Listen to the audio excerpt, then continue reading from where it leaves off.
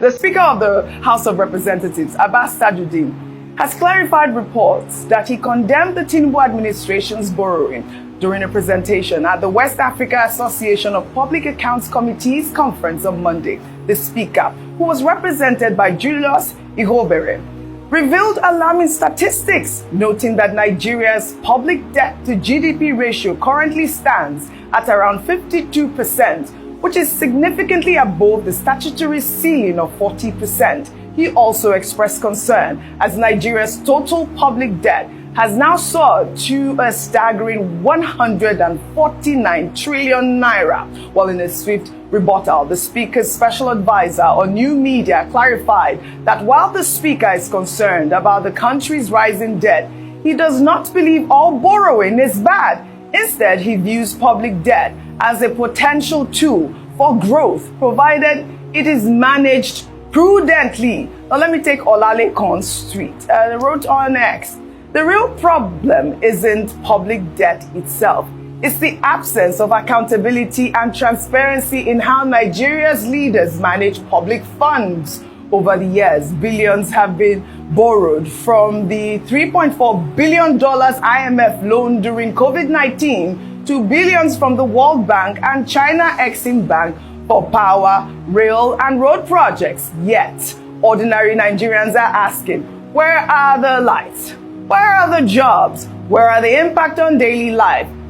It is hypocrisy to praise debt as a ladder to growth while ignoring that most of our past loans have only enriched a few. I particularly picked that tweet, and I really think that, they were quite apt in most of those comments. In the meantime, Tajuddin Abbas's aide on new media says his main message was a call for stronger parliamentary oversight and accountability. He also stressed that lawmakers have a constitutional duty to ensure that borrowed funds are used transparently for tangible developments. As I highlighted, roads, schools, and hospitals. He also praised Tinubu's administration for its efforts to increase non-oil revenue, which he says is helping to reduce the country's reliance on borrowing. And I'll take another tweet before I come to you, Ayo.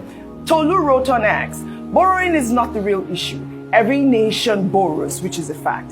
The real question is, what are we using the money for? Borrow, but let it go into, again, I want to highlight it more, roads, jobs, things that grow the economy, not waste and consumption. Absolutely. I know there's no country in the world that doesn't borrow.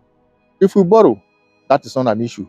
If we, because of road, borrow, because of electricity, schools, security, borrow, I think we should see some level of improvement in all of that. 70 to 80% of Nigeria federal roads, they are all bad. So the money they borrow for the purpose of creating or building a roads, where are they? The one they borrowed for the purpose of generating electricity, for Nigerians to have 24 hours electricity, where are they? Up till now, Nigerians are still suffering from epileptic power supply. There is no school they have built so far, new one that has not been in existence, or the old ones be renovated to world standard. So don't be so surprised. These persons, they borrow money to siphon for their own selfish interest. And my fear now is that a time will come where Nigerians will not be so proud that this is our country, simply because they don't sell us out to foreigners.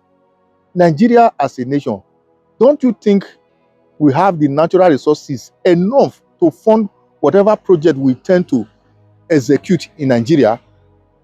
To start with, when this government entered power, fuel subsidy were removed. Up till now, we have not seen any tangible improvements as a result of that. We get so many companies paying taxes. We generate, we sell crude oil. The only OPEC country is in the world that does not pay their citizens. Yet, the excess, what would they get? Can't even fund some of those projects we need to enjoy as Nigerians. Anyway, whatever you think, drop your comment in the comment section once again. Share and follow the page. For the record, this is not about politics. It's about the Nigeria future. Otherwise, if we allow it be this way, like I rightly said, a time will come when you say you are in Nigeria, any foreigner like China might hold you responsible that we are owing them a lot. There is need for us to pay.